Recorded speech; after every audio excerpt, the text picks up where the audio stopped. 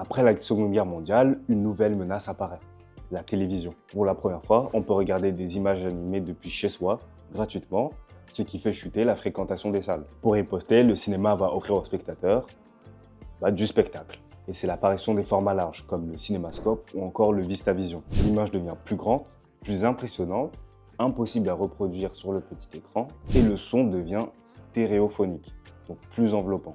La stratégie ici, c'est de proposer une expérience qui ne peut être reproduite à la maison. À partir des années 1970, c'est la naissance des multiplexes, où plusieurs salles se trouvent dans un même complexe. Ça permet de proposer plusieurs films en même temps, de rentabiliser l'espace et d'attirer des publics variés, rendant le cinéma plus accessible.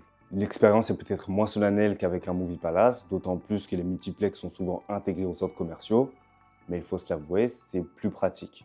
Au début des années 2000, le cinéma connaît l'un de ses plus grands bouleversements, le passage au numérique.